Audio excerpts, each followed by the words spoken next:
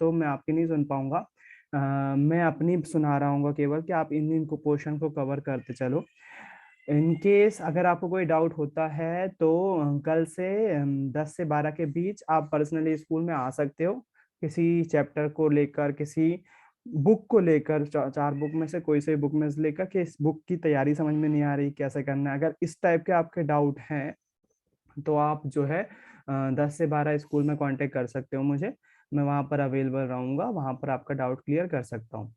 दूसरी बात, अगर कोई ऐसा बच्चा है जिसमें जिसको ऐसा लग रहा है कि इतने सारे चैप्टर कैसे कंप्लीट होंगे, कौन कौन से क्वेश्चन करेंगे, पहले ये कर रहे हैं फिर वो कर रहे हैं, हड़बड़ाहट नहीं हो सकती। आप कोई भी वाइस मैन की समझदारी होती है कि उसको अगर परखना हो ना, किसी बुद्धिमान व्यक्ति को परखना हो तो अ, अगर बुद्धिमान व्यक्ति को परखना हो तो सबसे पहले देखो वो आपदा में कैसे रिएक्ट कर रहा है, जब वो मुसीबत में है तो कैसे रिएक्ट कर रहा है।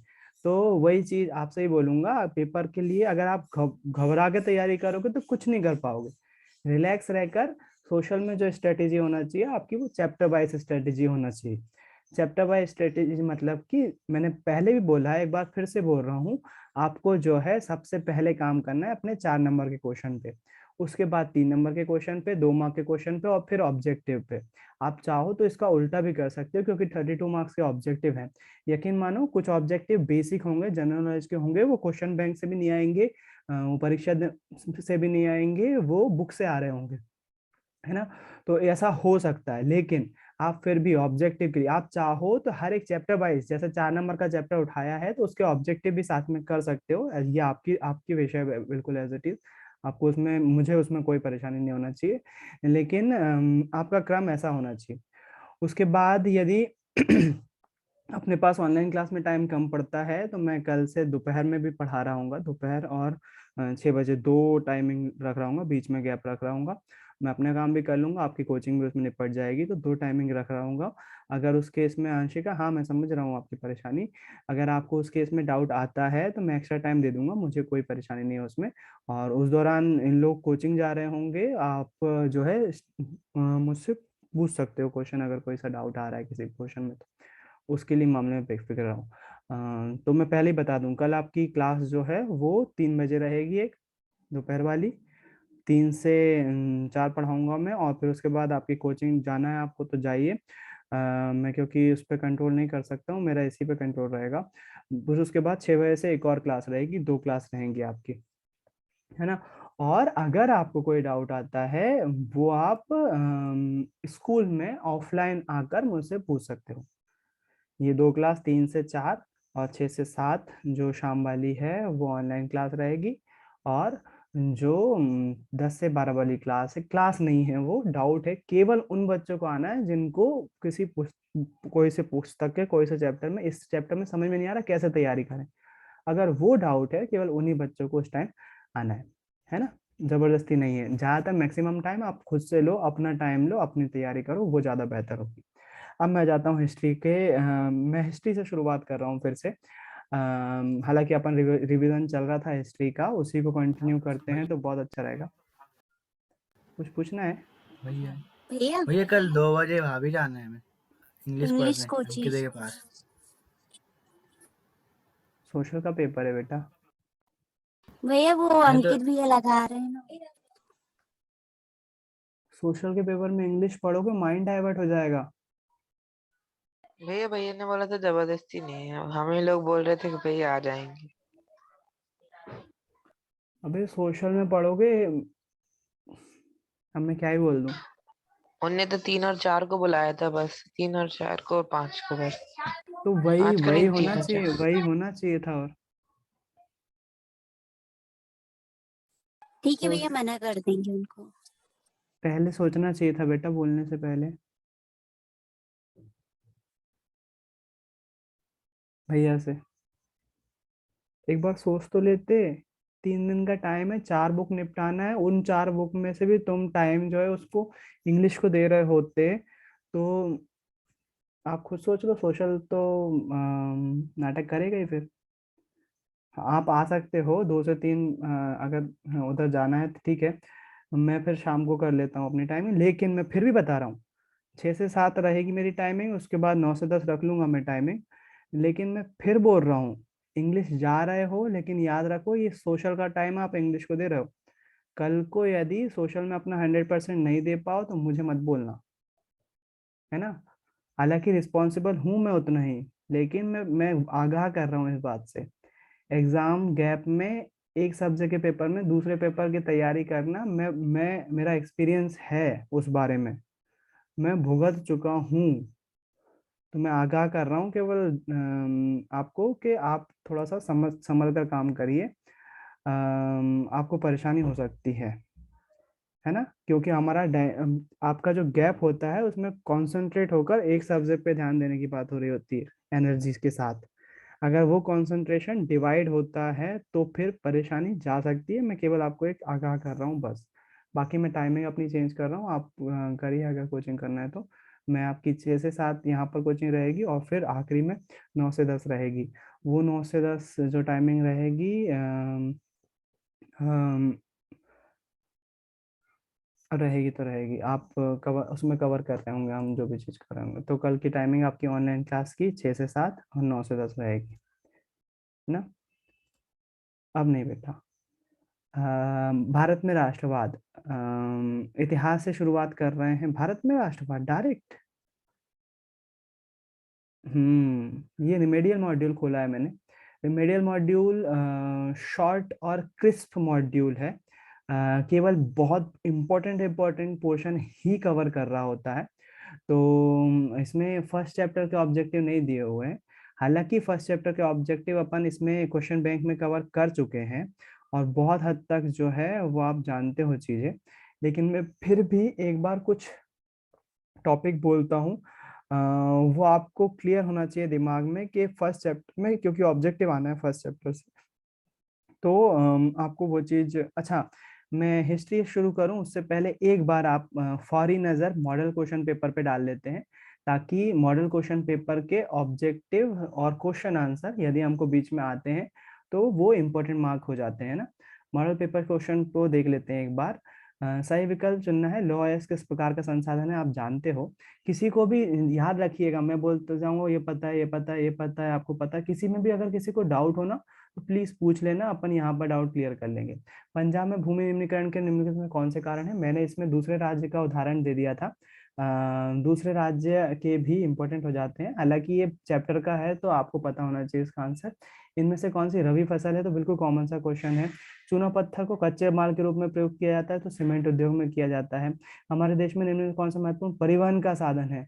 तो ये थोड़ा सा कंट्रोवर्शियल टॉपिक है, इसमें रेल और सड़क दोनों हो सकता है। हालांकि बुक में रेल परिवहन दिया हुआ है, तो कंफ्यूज नहीं होना, आप बुक के हिसाब से चलोगे तो रेल परिवहन ही मेन आंसर है। लोहा अयस्क का उत्पादन किस राज्य में सबसे ज्यादा होता है। तो मेरे ख्याल से ये ऑब्जेक्टिव जो है वो चैप्टर से आया हुआ है, और इसका आंसर उड़ीसा या झारखंड किस में होता है। झारखंड या उड़ीसा, क्या है, लोहा अयस्क का उत्पादन सबसे ज्यादा किस राज्य में होता है। भैया झारखंड ही वही है। झारखंड उड़ीसा है भैया शायद। हाँ वही मुझे भी उड़ीसा है, उड़ीसा। खुशी, आंसर का कोई प्रूफ बुक में, चैप्टर नंबर या फिर। भैया वो एक सर्कल बना है ना, उसमें बताया है उड़ीसा और वो। ठीक, बढ़िया, उड़ीसा होगा इसका आंसर। फिर उसके बाद जो है रिक्त स्थान। भारत में सिंहों का प्राकृतिक आवास स्थल गुजरात का गिर जो है उनका अभ्यारण्य है, गिर अभ्यारण्य। वो जो है वो नेपोलियन बोनापार्ट सन खालिस्तान में युद्ध में पराजित हुआ था तो 1814। करो या मरो का नारा महात्मा गांधी ने दिया था। भारत में खालिस्तान शासन है, भैया जनता का, हाँ। भैया 15 में था ना ये नेपोलियन का तो भैया हार। 14 में लड़ाई हुई थी, 15 में हारा, 15 में भाई साहब लड़ाई 14 में हुई थी। वो जो डायग्राम बना हुआ है उसमें कितना लिखा हुआ है नेपोलियन की हार का, जिसमें डाकिया दिखाया हुआ है। यहाँ तो 1813 दिया हुआ है।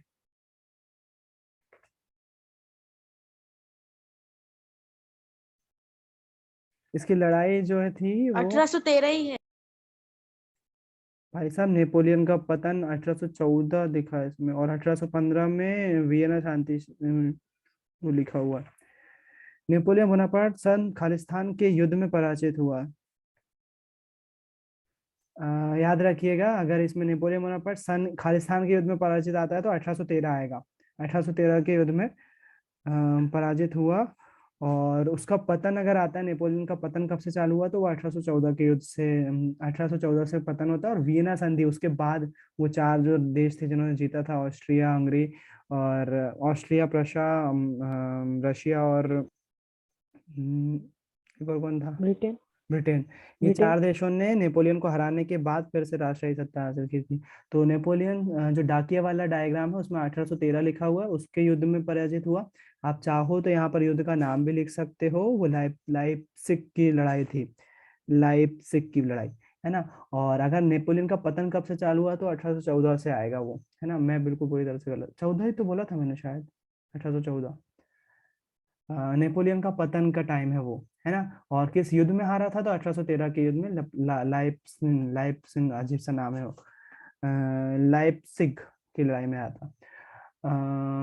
फिर उसके बाद भारत में लोकतांत्रिक शासन है, रंग भेद नीति का विरोध। अच्छा, अभी मैथ्स में ऑब्जेक्टिव आए हैं, ये ऑप्शन आए हैं क्या फिलअप्स में? नहीं भैया, नहीं आया भैया। नहीं आए। ये चांस मॉडल पेपर के हिसाब से दे रहे हैं। मॉडल पेपर के हिसाब से दे रहे हैं। हाँ भाई, जिसमें है मतलब हिंदी में थे तो इसमें दिए थे हिंदी में, इसमें नहीं। अच्छा, मुझे तो फिर भी अभी भी ऐसा लग रहा है कि शायद हो सकता हूँ, मैं उम्मीद नहीं कर रहा हूँ, लेकिन फिर भी हो सकता हूँ, मुझे लग रहा है कि ऑब्जेक्टिव दें, ऑप्शन दें चांसेस है, लेकिन मैं एक्सपेक्ट नहीं कर रहा हूँ। ठीक है, इसमें नहीं दिया हुआ, आप बोल रहे हो तो मैं मान लेता हूँ। भारत में लोकतांत्रिक शासन है, रंगभेद नीति का विरोध करने वाले दक्षिण अफ्रीका के नेता वही हैं जो इंग्लिश में भी हमने जिनका चैप्टर पढ़ा हुआ है, नेल्सन मंडेला। औद्योगिक क्रांति सर्वप्रथम खालिस्तान में हुई, तो पता है आपको, नेपाल के विलक्षण जन आंदोलन सन खालिस्तान में हुआ। जो वाला चैप्टर है नागरिकता वाला, उससे आया हुआ है। पेपर पढ़ रहे हैं एक बार, क्या मकसद है, क्वेश्चन एक बार माइंड में आ जाए, ताकि जब चैप्टर रिवाइज करें तो इसके क्वेश्चन एक बार ध्यान से अच्छे से देख लेंगे। नेपोलियन बोनापार्ट का संबंध किस देश से था, तो फ्रांस से था। आईएमएफ का पूरा नाम international monetary fund. Martin Luther king कौन थे, तो अमेरिका में रंगभेद के खिलाफ आंदोलन चलाने वाले नेता। प्रिंटिंग प्रेस सर्वप्रथम किस सदी में भारत आया, ये इंपॉर्टेंट चीज है, प्रिंटिंग वाले चैप्टर में देखेंगे। किसी को मालूम है इसका आंसर, और कौन लाया था ये भी मालूम होगा शायद, नहीं पता है तो ये इंपॉर्टेंट है, अपन देखेंगे। हीराकुंड बांध किस नदी पर बनाया हुआ है, अच्छा क्वेश्चन है। गुजरात तट पर कौन सा बंदरगाह स्थित है, तो सूरत बंदरगाह। उपभोक्ता संरक्षण अधिनियम कब लागू हुआ, तो कोपरा कब लागू हुआ, आपको पता होगा। जो वनस्पति मूल रूप से भारतीय नहीं है उसे देशज वनस्पति कहते हैं। भारतीय नहीं है उसको देशज कैसे बोल सकते हैं, गलत है। श्रीलंका, अगर भारतीय है तो उसको देशज बोलेंगे, भारतीय नहीं है लिखा है। श्रीलंका में से, तो मैं फिर से एक बार रिपीट कर रहा हूँ, प्लीज क्वेश्चन के अपने जब पढ़ रहे हो तो ये नई शब्द पे फोकस कर लेना, है ना। कई बार हम सोते नहीं है, नींद में जाते हैं, तो कई बार हमको नई अपने आप ही दिख जाता है। वो इसलिए बोलते हैं कि सोकर जाओ, आराम से जाओ, रिलैक्स होकर जाओ, ताकि तुम पढ़ो सही, नहीं तो कुछ का कुछ समझ लेते हैं। श्रीलंका में सिंधी भाषा को राजभाषा घोषित किया गया है, सही है। भारत में एक दलीय प्रणाली संचालित है, गलत है। 90 में भारत गठबंधन सरकार की शुरुआत हुई, भारत में गठबंधन सरकार की शुरुआत हुई 1990 में,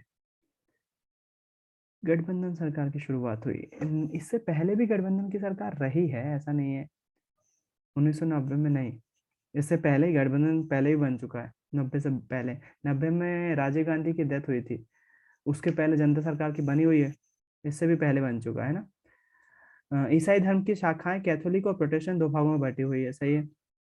शहर से ग्राम की ओर पलायन करना शहरीकरण कहलाता है, शहर से ग्राम की ओर पलायन करना शहरीकरण कहलाता है, गलत स्टेटमेंट है। लोकतंत्र जो है वो बहुलों का शासन, दक्षिण अफ्रीका नेल्सन मंडेला। पूर्ण साक्षर राज्य केरल।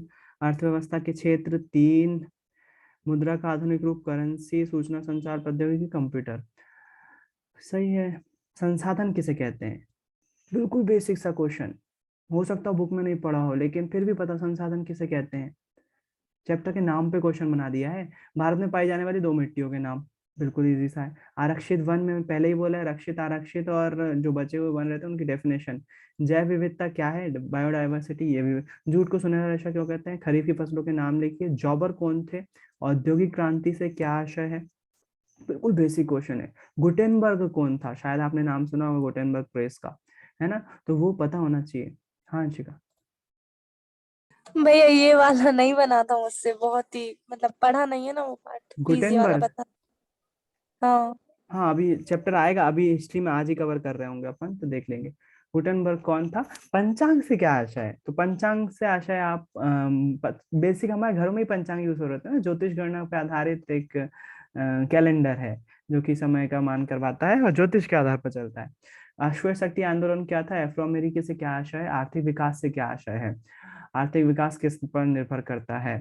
तो आर्थिक विकास से क्या आशय है और आर्थिक विकास किस पर निर्भर करता है? थोड़ी सा अलग दिख रहे हैं क्वेश्चन, है ना, लेकिन बेसिक है, बिल्कुल चैप्टर के ऊपर बने हुए हैं।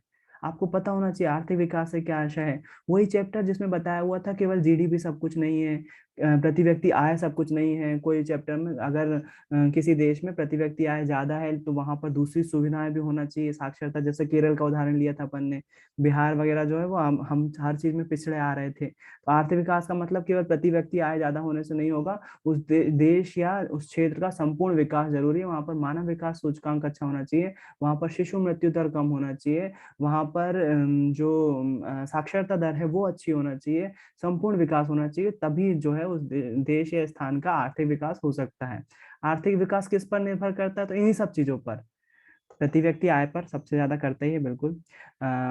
राष्ट्रीय आय प्रति व्यक्ति आय से अलग होता है। प्रति व्यक्ति राष्ट्रीय आय और प्रति व्यक्ति आय में भी आना चाहिए आपको। जीडीपी को बोलते हैं राष्ट्रीय आय, ग्रॉस डोमेस्टिक प्रोडक्ट। एक वर्ष में उत्पादित किए गए सभी जितने भी संसाधन हैं देश में, जितनी भी संसाधन और सेवाओं का उत्पादन किया गया है एक वर्ष में, उसको उन सब के आर्थिक मूल्यांकन को हम जीडीपी बोलते हैं, राष्ट्रीय आय बोलते हैं। और एक देश में जब किसी राष्ट्रीय आय में उस देश के लोगों के संख्या का भाग दे दिया जाता है तो हमें फिर प्रति व्यक्ति आय पता चलती है। तो आर्थिक विकास किस पर डिपेंड करता है? प्रति व्यक्ति आय पर डिपेंड करता है, शिक्षा दर पर डिपेंड करता है, शिशु मृत्यु दर पर डिपेंड करता है, जीवन प्रत्याशा पर डिपेंड करता है। ये सारे पॉइंट है जो कि आर्थिक विकास के लिए जरूरी है। चैप्टर थोड़ा बहुत तो याद आ रहा होगा, हमने पढ़ा है जो। वस्तु विनिमय प्रणाली से क्या आशा है? कितना सिंपल सा क्वेश्चन है ना। वस्तु विनिमय प्रणाली में क्या किया जाता था?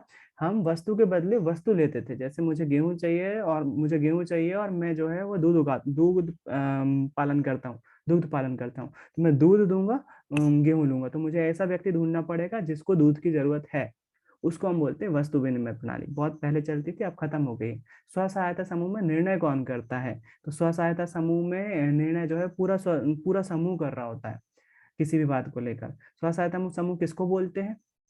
जो कि आपस में एक ग्रुप बना लिया जाता है, जो कि अपने आप में पैसे इकट्ठे कर रहे थे। बैंकिंग वाली प्रणाली में अपन ने पढ़ा था स्व सहायता समूह, और बांग्लादेश के स्व सहायता समूह बैंक के बारे में भी जिक्र आया था। वैश्वीकरण क्या है? ग्लोबलाइजेशन। बहुत बेसिक क्वेश्चन है और इसको स्टार मार्क कर लीजिएगा, सिंपल है, कितनी बार दिख चुका है ये वाला क्वेश्चन। वैश्वीकरण से क्या आशय है? वैश्वीकरण किसे कहते हैं? वैश्वीकरण क्या, कितनी बार दिख चुका है पता नहीं मुझे भी।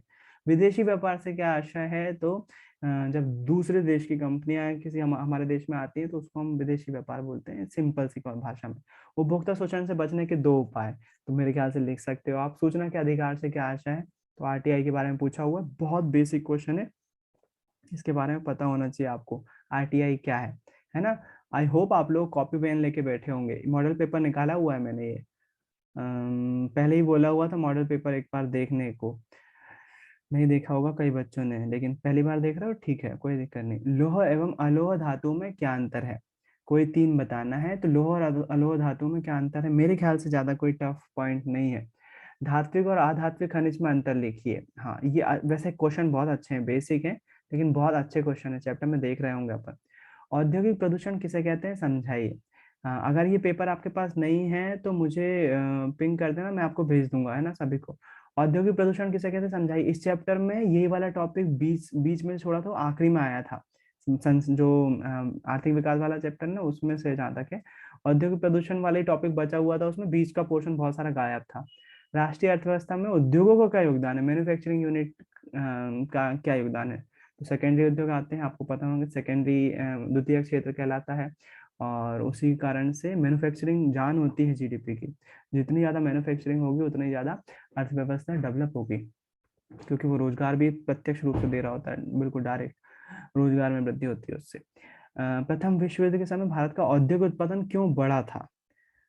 जाहिर सी बात है, अगर मैं एक लाइन में आंसर दूं तो ब्रिटेन लड़ने में लगा था, भारतीय जो है अपना व्यापार बढ़ा रहे थे, वो उसकी ज्यादातर खपत जो है वो लड़ाई में चली गई।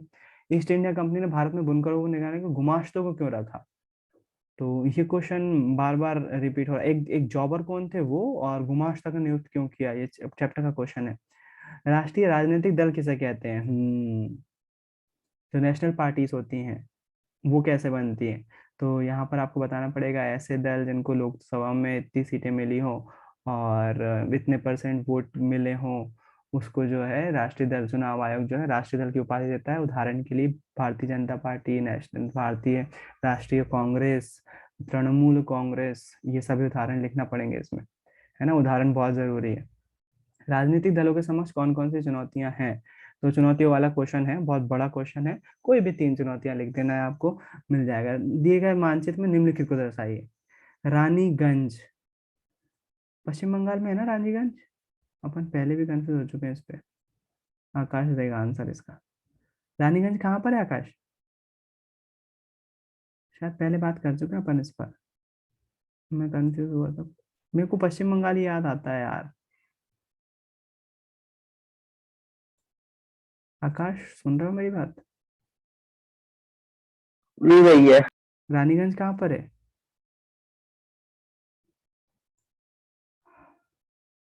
मतलब झारखंड में है शायद भैया, देखता हूँ।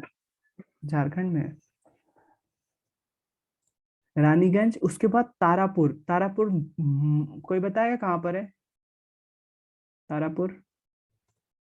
भैया महाराष्ट्र के जस्ट नीचे, गोवा के बगल में। बिल्कुल, महाराष्ट्र में ही है तारापुर, और जस्ट गोवा के ऊपर बोल सकते हो आप, है ना। तारापुर जो है महाराष्ट्र में, और काय के लिए फेमस है? भारत का सबसे पुराना आणविक संयंत्र है जो। भैया आपने सही बोला था, वो पश्चिम बंगाल में है। हाँ, पश्चिम बंगाल में है। पश्चिम बंगाल में, याद रखिएगा, पश्चिम बंगाल जो एरिया है उसके ऊपर साइड जो है रानीगंज का एरिया कहलाता है। रानीगंज, तारापुर महाराष्ट्र का आणविक संयंत्र है। तारापुर सबसे पुराना है भारत का, ये भी ऑब्जेक्टिव बन सकता है, भारत का सबसे पुराना आणविक संयंत्र कौन सा है? तो तारापुर में ही है वो, उसमें ही है। अंकलेश्वर और रावत भाटा, इसको थोड़ा सा देखना पड़ेगा, है ना, पहले देख चुके हैं हालांकि अपन, लेकिन थोड़ा सा एक बार केवल देख रहे हैं। फिर उसके बाद विजयपुर, ये वाला HVJ भैया हाँ। अंकलेश्वर तो गुजरात में है। सही है। क्वेश्चन आंसर और रावत भाटा साउथ में कहीं है। रावत राजस्थान में है अच्छा, शायद। रावत भाटा राजस्थान में, सही, सॉरी।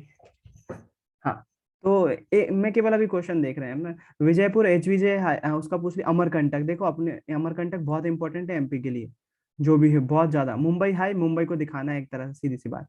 और बोकारो, बोकारो नाम से तो नॉर्थ ईस्ट लग रहा है, लेकिन पता नहीं, देखना पड़ेगा एक बार।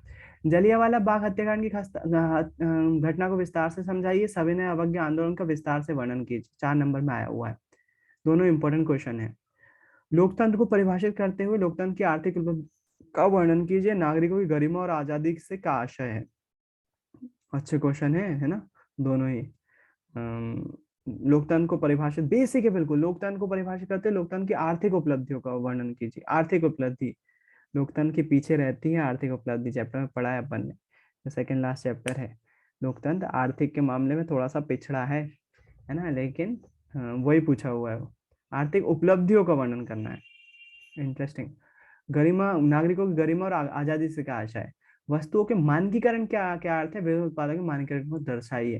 तो मैंने पहले ही बोला है तुम लोगों को कि जो मानकीकरण के जो वो हैं, जो चिन्ह है, एग मार्क किस लिए यूज होता है, ISI मार्क किस लिए यूज होता है, ये बहुत कॉमन है। हॉलमार्क क्यों यूज होता है, इसके बारे में पढ़ लो, बहुत जरूरी है ना। तो वस्तुओं के मानकीकरण का क्या अर्थ है? भारत सरकार के द्वारा वस्तुओं की जो क्वालिटी, गुणवत्ता होती है, गुणवत्ता को बनाए रखने के लिए, और जो मैन्युफैक्चरर होते हैं, जो दुकानदार होते हैं, उनके द्वारा, या जो उत्पादक होते हैं, माल का उत्पाद करते, उनके द्वारा उपभोक्ताओं को धोखाधड़ी से बचाने के लिए कुछ मानकों का विकास किया गया है। ये मानक वस्तु की गुणवत्ता को सुनिश्चित करने का काम करते हैं। उदाहरण के लिए ISI mark, egg mark, mark, और एग मार्क भी बोल सकते हैं, केवल एग मार्क, दूसरा जो है, तीसरा जो है हॉलमार्क भी बोल सकते हो, हॉलमार्क जो है वो। फिर उसके बाद इसको एक्सप्लेन कर दोगे कि एगमार्क कहाँ यूज होता है, हॉलमार्क कहाँ यूज होता है, और आईएसआई मार्क कहाँ यूज होता है ना। इसको लिख सकते हो। उपभोक्ता जागरूकता से क्या आशा है, इसकी आवश्यकता हमें क्यों पड़ती है। ये क्वेश्चन मैं कम रखता हूँ आईएमपी, लेकिन आपको पता है वो चैप्टर में भी बता दूंगा मैं कि कौन कौन से आए हुए हैं। चलो अब आ जाते हैं अपने हिस्ट्री के चैप्टर पर।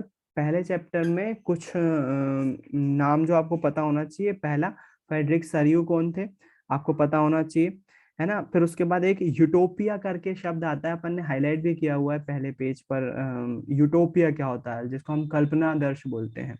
एक ऐसे समाज की कल्पना जो इतना आदर्श आदर्श है कि उसका साकार होना लगभग नामुमकिन है, असंभव है। यूटोपिया एक ऐसा, जैसे रामराज्य बोलते हैं ना अपने यहाँ, वैसे यूटोपिया बोला जाता है। यूरोप यूरोप में बोल सकते हो आप।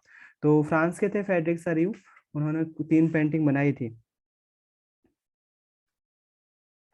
श्रृंखला बनाई थी एक, 4 चित्रों की, सॉरी 4 चित्रों की एक श्रृंखला बनाई थी, हाँ। तो यूटोपिया या कल्पना आदर्श ऐसा समाज होता है वो, ठीक है, आपको समझ में आना चाहिए। उसके बाद फ्रांस की क्रांति जो है वो 1789 में हुई थी, और इसमें जो है जैकोबियन क्लब एक शब्द आता है जो कि आपको पता होना चाहिए, क्योंकि जब राजशाही हटी वहां पर तो सबसे पहले जो सरकार बनी वो जैकोबियंस की सरकार थी। जैकोबियंस की सरकार थी। उसके बाद फिर जैकोबियंस को हराकर कौन आया, नेपोलियन आया, और 1804 में नेपोलियन संहिता आई थी, जो कि आपको पता होना चाहिए। फिर उसके बाद, अच्छा डायग्राम इंपॉर्टेंट हो जाते हैं। आई होप आप सभी बुक खोले हुए होंगे। फर्स्ट चैप्टर के बारे में बात कर रहा हूँ मैं, ऑब्जेक्टिव ही आना है इसमें से केवल। तो वियना कांग्रेस जो है, मतलब वियना संधि का, वियना कांग्रेस या वियना संधि 1815 में हुई थी, नेपोलियन को हरा दिया था 4 कंट्री ने, और उन्होंने जो है फिर से बहाली कर दी थी काहे की, फ्रांस में राजतंत्र की। तो वियना कांग्रेस 1815 में हुई थी, और ऑस्ट्रिया ने जो है उसको ऑर्गेनाइज किया था, ऑस्ट्रिया में हुई थी, वो आपको पता होना चाहिए। उसके बाद नेपोलियन को हारता हुआ दिखाया हुआ है, पहले ही बोला मैंने कि राइनलैंड का डाकिया लाइप्सिग से आते हुए सब कुछ गवा देता है। 1813 में नेपोलियन जो है लाइप्सिग की लड़ाई हार जाता है, और उसको वापस आते हुए दिखाया जाता है। नेपोलियन के बारे में 3 क्वेश्चन बहुत कॉमन है जो कि आपको पता होना चाहिए। पहली बात, नेपोलियन संहिता कब आई, 1804 में। नेपोलियन कब हारा, 1813 में। और दूसरा, जर्मनी को एकीकरण करने का श्रेय जो दिया जाता है वो नेपोलियन को दिया जाता है। नेपोलियन बोनापार्ट पूरा नाम है। तो जर्मनी का जो एकीकरण था, जर्मनी टुकड़ों में बटा हुआ था, बहुत सारे साम्राज्य थे, उसको एकीकरण का श्रेय जो है वो नेपोलियन को दिया जाता है। ये क्वेश्चन बनते हैं नेपोलियन पे। तो आई होप इनसे सभी से परिचित होंगे आप। तो लाइप्सिग की लड़ाई से हारता हुआ डॉक्टर दिखाया हुआ। अगले पेज पर जो है कुछ महत्वपूर्ण तिथियां लिखी हुई हैं, और इसी पर जो है वो वियना शांति संधि और नेपोलियन का पतन भी दिया हुआ है। 1814 में नेपोलियन का पतन शुरू हो जाता है, मतलब नेपोलियन जो जीते थे ना, वो धीरे धीरे अब जो है वो इन चारों कंट्रीज ने अपने आपस में बांट लिए थे। और 1815 में जो है वियना कांग्रेस संधि होती है, वियना संधि होती है, बहुत फेमस संधि है। उसी में तय हुआ था कि नेपोलियन के राज कौन सा देश कौन कितना हड़पेगा, है ना। और इसमें जो है इटली का एकीकरण, क्योंकि हटा नहीं है इटली का एकीकरण और जर्मनी का एकीकरण, तो उसके सन याद रखना पड़ेंगे अपन को। 1859, अगर अभी भी आप बुक नहीं रखे हुए हैं तो मेरा पढ़ाना वेस्ट हो जाएगा, प्लीज बुक अपने सामने रखिए। पेज नंबर 8 की बात कर रहा हूँ मैं, इतिहास की। इटली का एकीकरण कब माना जाता है, 1859 से 1870 तक एक एकीकरण चला, मतलब फाइनली एकीकरण कब हुआ, 1870 में। जर्मनी का एकीकरण 1866 से शुरू होता है और 1871 तक चलता है, फाइनल 1871 की रहेगी। इसमें हैप्सबर्ग साम्राज्य के बारे में आता है, जो कि बहुत सारे उनसे जुड़ा हुआ था, बहुत सारे जो जाति वो होते हैं ना, आदिवासी ग्रुप जैसे अलग अलग ग्रुप, वैसे ग्रुप से जुड़ा हुआ था।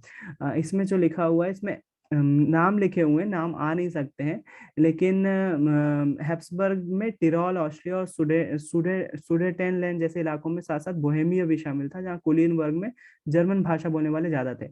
हैप्सबर्ग साम्राज्य में लंबाडी, वेनेशिया जैसे इतालवी, क्योंकि मैंने अभी अपन ने जब क्वेश्चन देख रहे थे क्वेश्चन बैंक, तो इसमें से एक क्वेश्चन बना था कि हंगरी में आधे लोग मैग्यार भाषा बोलते थे, जबकि बाकी लोग बोलियों का, विभिन्न बोलियों का इस्तेमाल करते थे। तो उन्होंने एक ऐसे पूछ लिया था कि बताओ गालिसिया में कौन सी भाषा बोलते थे, गालिसिया का कुलीन वर्ग कौन सी भाषा बोलता था। तो इसमें आंसर आता है कि गालिसिया का कुलीन वर्ग जो है वो पॉलिश भाषा बोलता है। उसी तरह से दूसरे क्वेश्चन भी पूछ सकते हैं, टफ बनेगा तब आएगा इसमें से ये चीज, है ना। चांसेस कम है, चांसेस कम है। मेरा काम है वो चीज बताना आपको, क्योंकि एक ऑब्जेक्टिव इसमें से बना है कि गालिशिया में कौन सी भाषा बोलते थे, वो आपको पता होना चाहिए, पॉलिश भाषा बोलते थे। एक मैग्यार भाषा आती है कहाँ पर, हंगरी में। हंगरी में मैग्यार भाषा बोलते थे। क्या बताया हुआ है हैब्सबर्ग साम्राज्य के बारे में? अगर इस टॉपिक के बारे में याद दिलाऊं थोड़ा सा, तो हैब्सबर्ग साम्राज्य के बारे में बोला हुआ था कि उस टाइम जब ये क्रांतियां चल रही थी ना, यूरोप का हर देश जो है वो राजस्थान के खिलाफ नहीं था। हैब्सबर्ग साम्राज्य ऐसा था जो कि बहुत सारे विभिन्नताओं में बटा हुआ था, और उसके बाद भी वहां के लोग क्या बोलते थे, भाई साहब हम इतने सारे विविधता में बटे हुए हैं, केवल राजतंत्र ही है जो हमको एक करा हुआ है, नहीं तो हम तो वैसे ही बढ़ जाएंगे। अगर राजतंत्र नहीं होगा तो हम तो बढ़ जाएंगे, बहुत सारे देशों में बढ़ जाएंगे और हम संभाल नहीं पाएंगे। हम राजा की कद्र करते हैं, इसके कारण से हम एक जैसे एकजुट हुए रखे हैं, नहीं तो हम टुकड़ों में टूट जाएंगे। ये वाली चीज इसमें आई थी, थोड़ा बहुत याद हो तो। उसके बाद ज्यादा ऑब्जेक्टिव बनता नहीं है। अगले पेज पर जरूर है कुछ ऑब्जेक्टिव, जिसमें जो है वो दिया हुआ है कि यूरोप में अलग अलग स्टेट में जाने पर अलग अलग मात्रक चलते थे। उसमें से एक मात्रक था एलए, है ना। एलए एक मात्रक था जो कि लंबाई का मात्रक था। अब ये लंबाई का मात्रक अलग अलग स्टेट में अलग अलग उससे जाना जाता था। आप कुछ का याद रख सकते हो, जैसे फ्रैंकफर्ट। फ्रैंकफर्ट जो है जर्मनी की कैपिटल है, और वहां पर इसकी जो लंबाई थी वो 54.7 सेंटीमीटर थी, जबकि मेज में इसकी लंबाई जो है 55.1 सेंटीमीटर थी। तो मेज और फ्रैंकफर्ट ही आप याद रख सकते हो, ये ऑब्जेक्टिव में आ सकता है। उसके बाद आता है जोल्वेराइन संघ। क्या था? जोल्वेराइन की स्थापना जो है 1834 में हुई थी। 1834 में, और कहाँ हुई थी? प्रशा में हुई थी। जोल्वेराइन संघ की स्थापना किस उद्देश्य से हुई थी? ताकि ये जो बिजनेस में परेशानी जा रही है ना, ये मानक अलग अलग हैं, ये चीज अलग है, टैक्स देना पड़ रहा है, इनको जो है वो सुधार किया जा सके इनमें। इसी कारण से एक संघ की स्थापना हुई थी जिसको हम जोल्वेराइन संघ बोलते हैं। तो ये आपको आ सकता है। उसके बाद देखना अगले टॉपिक में दिया 1815 में नेपोलियन की हार के बाद। 1815 में फाइनली हार गया था नेपोलियन, के पक्का हो गया था कि अब खत्म हो गया इसका मामला। तो फिर आप बोलोगे लिखेंगे क्या भैया आप? अब एक जगह बोल रहे हो 1813 में हारा, एक जगह बोल रहे हो 14 में पतन चालू हो गया, बोल रहे हो 1815 में, तो लिखेंगे क्या? एक चीज तो बोल दो कुछ। ऐसे क्वेश्चन डिपेंड करते हैं, आप थोड़ा सा हिस्ट्री समझो। 1813 में लेप्सिक की जो लाइप्सिक जो भी थी, वो लाइप्सिक की लड़ाई हारा। उसके बाद भी उसके पास जो साम्राज्य था वो बहुत बड़ा था। बाकी लाइप्सिक की लड़ाई इंपॉर्टेंट मानी गई, क्योंकि बड़ा बड़ा एरिया होगा, उसके कारण से उसको महत्व दिया गया। लेकिन एक ही लड़ाई हारने के बाद नेपोलियन का पतन चालू हो गया। धीरे धीरे वो जो है लगातार उसके सैनिक जो है वो हारते चले गए राज्य को, और फिर जो है आखिरी में 1815 में वियना कांग्रेस संधि तक आते आते लगभग लगभग नहीं, खत्म ही हो गया था नेपोलियन का पूरा काम। तो डिपेंड करता है आपसे क्या पूछा जाता है। जैसे मॉडल क्वेश्चन पेपर में पूछा था, इस लड़ाई के बाद नेपोलियन की हार जो है शुरू हो गई, तो वो 1813 की लड़ाई थी, लाइप्जिग की लड़ाई। पतन कब से चालू हुआ? 1814 से चालू हो गया। वैसे लाइप्जिग की लड़ाई से चालू हुआ था, 1813 में लास्ट में हुई होगी, इसके कारण से 1814 लिखा हुआ है। तो 1814 से पतन चालू हो गया था, और फाइनली 1815 में कंफर्म हो गया कि नेपोलियन का राज खत्म, ऑफिशियल डिक्लेयर 1815 में हुआ। तो बिल्कुल भी कंफ्यूज नहीं होना। अगर पूछते लड़ाई के बारे में, दो ही क्वेश्चन आ सकते हैं। नेपोलियन का पतन कब से स्टार्ट हुआ? तो 1814 से। कौन सी आखिरी लड़ाई कब, लाइप्जिग की लड़ाई कब हारा? तो 1813 में, याद रखिएगा। उसके बाद आता है एक क्वेश्चन, जो चांसलर मेटरनिख तो कौन था? ड्यूक मेटरनिख कौन था?